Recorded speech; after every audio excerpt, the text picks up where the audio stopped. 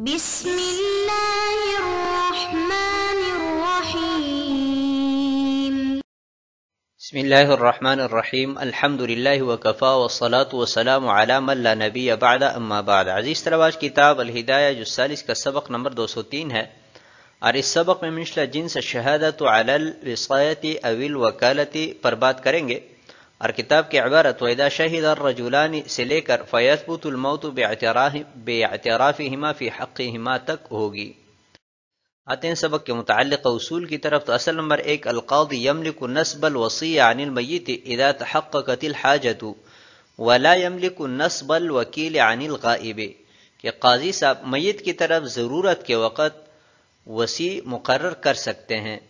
جبکہ غائب کی طرف سے وکیل مقرر کرنے کا اختیار نہیں رکھتے۔ نمبر 2، الشہادۃ بما فیہ منفعۃ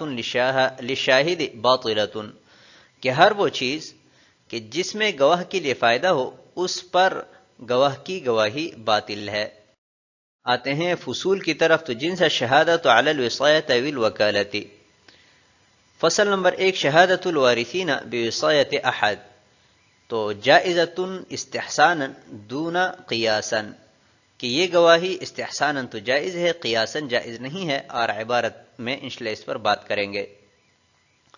نمبر 2، شہادۃ وصیین بوصیۃ للآخر، کہ دو وصیوں کی گواہی تیسرے شخص کے لیے وصیت پر، تو یہ بھی استحسانا جائز ہے، قیاسا جائز نہیں ہے۔ فصل نمبر 3، شہادۃ الغریمین علی المیت لہما جائزۃ استحسانا دون قیاسا۔ نمبر 4، شہادۃ الموصی لہما بالوصایۃ، تو یہ بھی استحسانا جائز ہے، قیاسا جائز نہیں ہے۔ نمبر 5، شہادۃ الغریمین للمیت علیہما بالوصایۃ، تو یہ مطلقاً قبول کی جائے گی، اس لیے کہ اس میں اپنے آپ پر اقرار ہے۔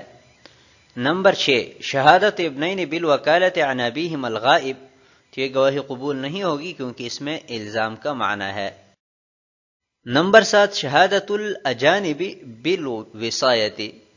کہ غیر لوگوں کا وصیت کے بارے میں گواہی دینا، تو یہ بھی قبول نہیں کی جائے گی کیونکہ اس میں بھی الزام ہے۔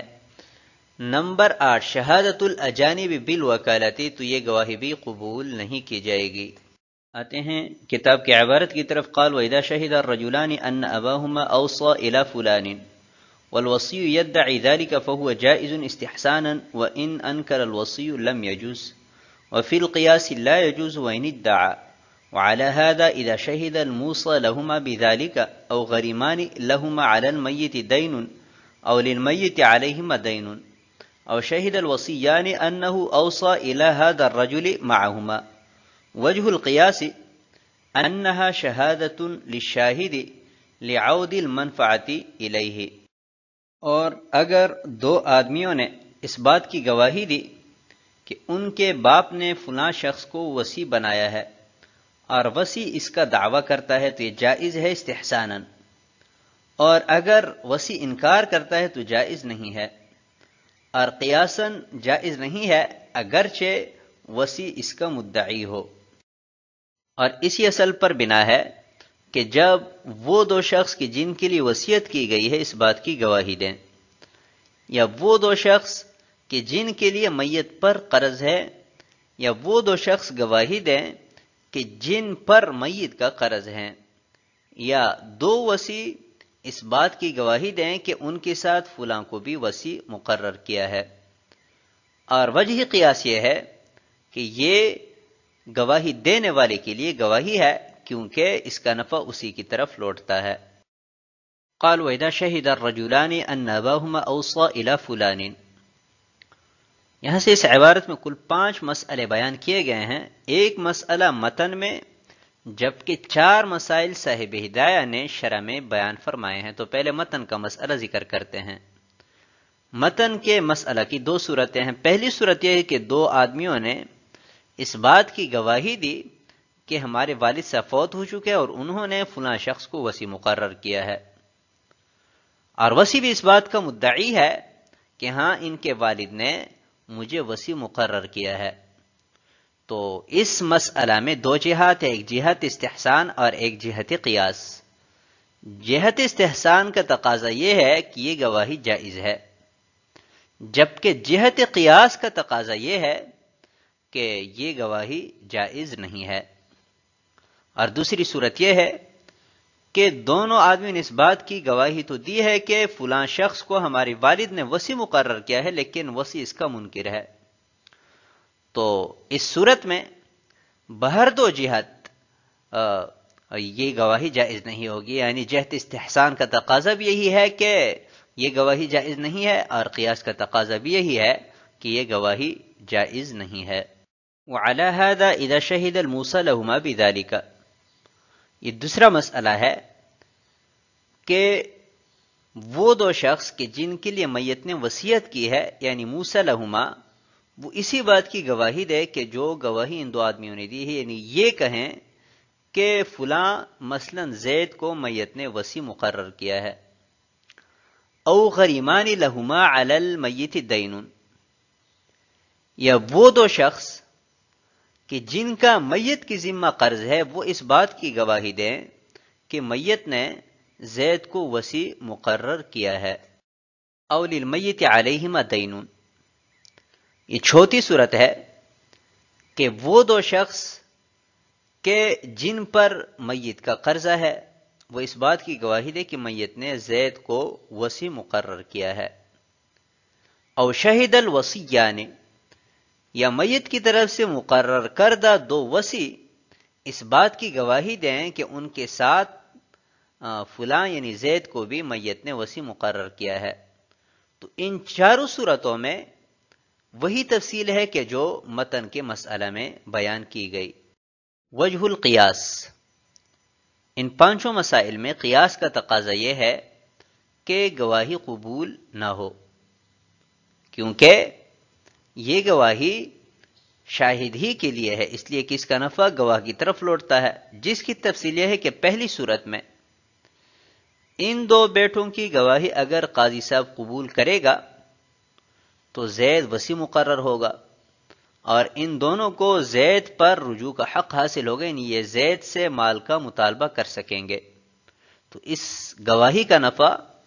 ان دو بیٹوں کی طرف ہی لوٹا، جس کی وجہ سے گواہی ان کی ذات کے لیے اور اپنی ذات کے لیے گواہی اتہام کی وجہ سے مردود ہے۔ اور دوسری صورت میں کہ یعنی جن دو آدمیوں کے لیے میت نے وصیت کی ہے، اگر ان دو کی گواہی کو قاضی صاحب قبول کریں تو اس کا مطلب یہ ہوگا کہ زید وصی مقرر ہوا اور ان دونوں کو زید سے مطالبے کا حق حاصل ہے، تو یہ بھی اپنی ذات کے لیے گواہی ہے اور اپنی ذات کے لیے گواہی مردود ہے۔ او غریمان لہما علی المیت دین، اس صورت میں اگر قاضی صاحب ان دو آدمیوں کی گواہی قبول کریں تو اس گواہی کا نفع ان دو کی طرف ہی لوٹے گا، کیونکہ اگر ان کی گواہی کی بنیاد پر زید کو وصی مقرر کیا جائے تو ان دو کو زید پر رجوع کا حق حاصل ہوگا، تو یہ بھی اپنی ذات کے لیے گواہی ہے اور اپنی ذات کے لیے گواہی مردود ہے۔ او للمیت علیہما دین، یا جن دو آدمیوں پر میت کا قرضہ ہے وہ اس بات کی گواہی دے کہ زید کو وصی مقرر کیا ہے، تو اس صورت میں بھی چونکہ اتہام ہے کہ ممکن ہے کہ زید کی وصیت کے لیے اس لیے گواہی دے رہے ہیں کہ زید سے وہ مطالبہ کرتے ہیں وقت کا کہ وہ ان کو ڈھیل دے دیں۔ اور شہد الوصیان، اس صورت میں ان دونوں کی گواہی اس وجہ سے قبول نہیں ہوگی کہ ممکن ہے کہ دو آدمی تیسرے شخص کو اپنے ساتھ اس لیے ملا رہے ہیں کہ تیسرا شخص بھی اس بوجھ میں ان کے ساتھ شریک ہو، تو ان پانچوں صورتوں میں چونکہ گواہوں کا اپنا فائدہ ہے تو اس وجہ سے پانچوں صورتوں میں یہ گواہی قیاساً قبول نہیں ہوگی۔ آتے ہیں اگلی عبارت کی طرف۔ وجہ الاستحسان ان للقاضی ولایت نسب الوصی اذا كان طالبا والموت معروف فيكفى القاضي بهذه الشهادة مؤنة التعيين لا أن يثبت بها شيء فصار كالقرعة، والوصيان إذا أقر أن معهما ثالثا يملك القاضي نسب ثالث معهما لعجزهما عن التصرف باعترافهما، بخلاف ما إذا أنكر أو لم يعرف الموت لأنه ليس له ولاية نسب الوصي في حياة الموصي فتكون الشهادة هي الموجبة،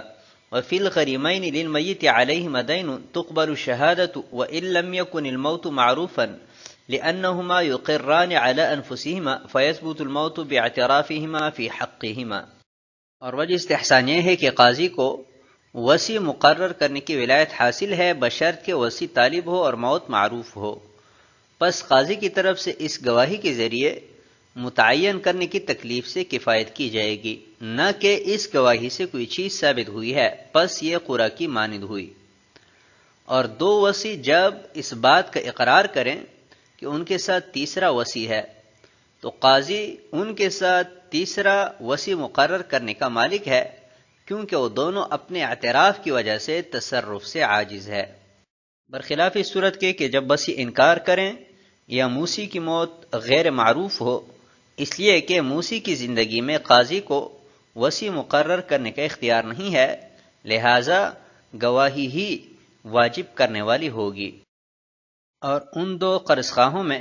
کہ جن کی ذمے میت کا قرض ہے گواہی قبول کی جائے گی، اگرچہ موت غیر معروف ہو، اس لیے کہ وہ دونوں اپنے آپ کے خلاف اقرار کر رہے ہیں، لہذا موت ان کے حق میں ان کے اعتراف کی وجہ سے ثابت ہو جائے گی. وجہ الاستحسان، سابقہ مسئلہ میں دو جہات تھی، جہت قیاس جس پر ہم بات کر چکے، یہاں سے جہت استحسان بیان کر رہے ہیں کہ ان پانچوں مسائل میں استحسان کا تقاضا یہ ہے کہ یہ گواہی درست ہو. اور دلیل اس کی یہ ہے کہ یہاں پر جو وصی مقرر ہوا ہے وہ قاضی کے مقرر کرنے سے ہوا ہے، کیونکہ قاضی کو وصی مقرر کرنے کا حق حاصل ہے تاکہ لوگوں کے حقوق ضائع ہونے سے بچ جائیں. اور یہ جو گواہی دی گئی ہے اس گواہی سے کوئی چیز ثابت نہیں ہوئی ہے، بلکہ یہ گواہی صرف ایک امانت دار شخص کی تعیین میں قاضی صاحب کی معاون بنی ہے، لہذا قرآ کی مانند ہے. یعنی جیسے قرآ کے ذریعے کوئی چیز ثابت نہیں ہوتی بلکہ قاضی صاحب صرف قرآ کی وجہ سے زحمت سے اور تکلیف سے بچ جاتے ہیں، تو یہاں پر بھی شہادت سے کوئی چیز ثابت نہیں ہوئی ہے بلکہ ایک امانت دار اور عاقل وصی مقرر کرنے میں جو قاضی صاحب کو تکلیف اٹھانی تھی اس تکلیف سے اس گواہی کے ذریعے بچ گئے. قرآ کی صورت یہ ہوتی ہے کہ مثلا قاضی صاحب نے شرکاء کے مابین کوئی زمین تقسیم کی، لیکن یہ مقرر نہیں کیا کہ یہ والا حصہ فلاں کا ہوگا، شرکاء نے آپس میں قرعہ ڈالا اور قرعہ کے ذریعے مکانات کی تعیین کی. تو اس صورت میں قرعہ کے ذریعے کوئی چیز ثابت تو نہیں ہوئی ہے، لیکن قاضی صاحب اس تکلیف سے قرعہ کے ذریعے بچ گئے ہیں کہ وہ جگہوں کی تعیین کریں. تو ایسے یہاں پر بھی شہادت سے کوئی چیز ثابت تو نہیں ہوئی ہے لیکن قاضی صاحب صرف تعیین کی تکلیف سے بچ گئے ہیں. والوصیان اذا اقر ان معهما ثالثا، اس سوال اور جواب کو سمجھنے سے پہلے یہ بات آپ ذہن میں رکھیں کہ اگر وصی جس کام پر وصی مقرر کیا گیا اس سے عاجز آ جائیں تو قاضی صاحب کو ولایت ہوتی ہے کہ اس کی جگہ پر کسی دوسرے شخص کی تعیین کریں یا اس کے ساتھ کوئی معاون متعین کریں. ابھی سابقہ تقریر سے یہ اشکال ذہن میں پیدا ہوتا ہے کہ وصی اس لیے مقرر کیا جاتا ہے تاکہ لوگوں کے حقوق ضائع ہونے سے بچ جائیں، اور ان 5 مسائل میں سے ایک مسئلہ یہ تھا کہ اگر دو وصی اس بات کا اقرار کریں کہ ہمارے ساتھ تیسرا ایک شخص وصی یعنی زید مقرر ہوا ہے، تو اس صورت میں وصی تو پہلے سے مقرر ہے، وصی مقرر کرنے کی ضرورت نہیں ہے. تو تیسرا شخص جو مقرر کیا گیا ہے یہ ان دو وصیوں کی شہادت سے مقرر ہوا ہے، اور شہادت کا نفع چونکہ ان کی طرف خود لوٹ رہا ہے تو یہ شہادت درست نہیں ہونی چاہیے. تو اس کا جواب صاحب ہدایت دے رہے ہیں کہ یہاں پر جو وصی مقرر کیا گیا ہے وہ ان دو وصیوں کی گواہی سے مقرر نہیں ہوا ہے بلکہ قاضی صاحب نے مقرر کیا ہے، کیونکہ جب ان دونوں نے اس بات کا اقرار کیا کہ ہمارے ساتھ تیسرا شخص ہے تو اس اقرار کا مطلب یہ تھا کہ یہ کام ہم نہیں کر سکتے، اس کام کرنے سے ہم عاجز ہے. تو پہلے ہم بیان کر چکے ہیں کہ جب وصی اس متعین کردہ کام سے عاجز ہو تو قاضی صاحب کو ولایت ہوتی ہے کہ ان کے ساتھ کوئی تیسرا شخص مقرر کریں. تو یہ تیسرے شخص کی جو تقرر یہ ہوئی ہے یہ قاضی صاحب نے اپنے ولایت کے تحت کی ہے، نہ کہ ان کی گواہی کی وجہ سے. ان کی گواہی سے صرف ایک امانت دار اور قابل شخص کی تعیین میں مدد ملی ہے. بخلاف ما اذا انکر، متن میں ذکر کردہ مسئلے کی دو صورتیں بیان کی گئی تھی۔ پہلی صورت یہ کہ وصی اس بات کا مقر ہے کہ میں وصی ہوں، تو اس پر تو قیاس اور استحسان کے اعتبار سے بات ہو چکی۔ دوسری صورت یہ ہے کہ وصی اس بات کا منکر ہے کہ میں وصی ہوں، تو اس کا حکم ہم نے یہ بیان کیا تھا کہ قیاس اور استحسان دونوں دلائل کی روح سے یہ گواہی درست نہیں ہے۔ تفصیل اس کی یہ ہے کہ جب وصی نے وصی بننے سے انکار کیا تو قاضی صاحب کو اب یہ ولایت حاصل نہیں ہے کہ وہ وصی بننے پر اس کو مجبور کریں، یا موسی کا موت غیر معروف ہے تو بھی قاضی صاحب کو یہ ولایت حاصل نہیں ہے کہ کسی کو وصی مقرر کرے، کیونکہ جب موسی زندہ ہوتا ہے تو اس کی زندگی میں قاضی صاحب کسی کو وصی مقرر نہیں کر سکتے۔ تو جب قاضی صاحب کی ولایت حاصل نہیں ہے کہ کسی کو وصی مقرر کریں، ابھی پانچوں مسائل میں اگر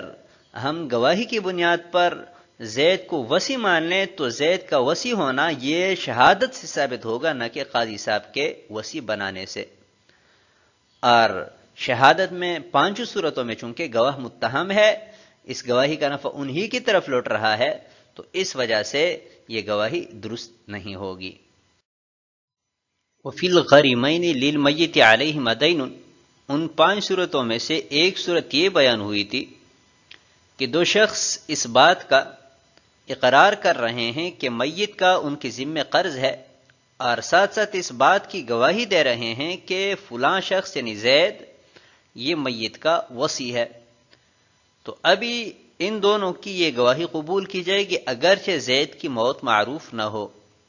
اس کی وجہ یہ ہے کہ وہ دونوں اپنے آپ پر اقرار کر رہے ہیں، اور اقرار اپنے آپ پر نافذ ہے، اور جہاں تک موت کے معروف نہ ہونے کی بات ہے تو موت چونکہ ان دونوں کے اعتراف کی وجہ سے ان کے حق میں ثابت ہو چکی ہے، تو اس کا معروف نہ ہونا بھی مضر نہیں ہے۔ کتاب کی عبارت کی طرف قال وَإِن شَهِدَ اثْنَانِ أَنَّ أَبَاهُمَا الْغَائِبُ وَكَّلَهُ بِقَبْضِ دُيُونِهِ بِالْكُوفَةِ فَادَّعَ الْوَكِيلُ أَوْ أَنْكَرَ لَمْ تُقْبَلْ شَهَادَتُهُمَا لِأَنَّ الْقَاضِيَ لَا يَمْلِكُ نَسْبَ الْوَكِيلِ عَنِ الْغَائِبِ فَلَوْ ثَبَتَ إِنَّمَا يَثْبُتُ بِشَهَادَتِهِمَا وَهِيَ غَيْرُ مُوجِبَةٍ لِمَكَانِ التُّهْمَةِ۔ اور اگر دو آدمی اس بات کی گواہی دے کہ ان کے غائب باپ نے فلاں کو کوفہ میں قرضوں کو وصول کرنے کا وکیل بنایا، پس وکیل دعویٰ کرے یا انکار کرے، ان دونوں کی گواہی قبول نہیں کی جائے گی، اس لیے کہ قاضی کو غائب کی طرف سے وکیل مقرر کرنے کا اختیار نہیں ہے۔ پس اگر وکالت ثابت ہوگی تو ان دونوں کی گواہی سے ثابت ہوگی، اور حال یہ ہے کہ وہ تہمت کی وجہ سے واجب کرنے والی نہیں ہے۔ قال وَإِن شَهِدَ اثْنَانِ أَنَّ أَبَاهُمَا الْغَائِبُ، اس عبارت میں مسئلہ بیان کیا گیا ہے کہ دو آدمی نے اس بات کی گواہی دی کہ ان کا باپ جو کہ مجلس قضا میں حاضر نہیں ہے، غائب ہے، انہوں نے فلاں شخص کو یعنی زید کو کوفہ میں قرضوں کو وصول کرنے کا وکیل بنایا ہے۔ ابھی آگے جس کو وکیل بنی زید اس بات کا دعویٰ کرے کہ میں وکیل ہوں یا انکار کرے، بہر دو صورت ان دونوں آدمیوں کی گواہی قبول نہیں ہوگی۔ لأن القاضی لا يملك نسب الوکیل عن الغائب، اور وجہ صاحب ہدایت نے اس کی بیان فرمائی ہے کہ قاضی صاحب کو تو یہ اختیار نہیں ہے کہ وہ ان کے والد کی طرف سے کسی کو وکیل مقرر کرے، کیونکہ ان کا والد غائب ہے، مجلس قضا میں موجود نہیں ہے، اور قاضی کو غائب کی طرف سے وکیل مقرر کرنے کا اختیار نہیں ہوتا۔ اب اگر ہم زید کو وکیل تسلیم کریں تو اس کی وکالت ان دونوں کی گواہی سے ثابت ہوگی، اور ان دونوں کی گواہی غیر مثبت غیر موجب ہے، کیونکہ اس گواہی میں دونوں متہم ہے، یہ اپنے باپ کے حق میں گواہی دے رہے ہیں، اور اپنے باپ کے حق میں ان کی گواہی غیر مقبول ہے۔ آج کے سبق کو ہم اسی پر ختم کرتے ہیں۔ والسلام علیکم ورحمۃ اللہ وبرکاتہ۔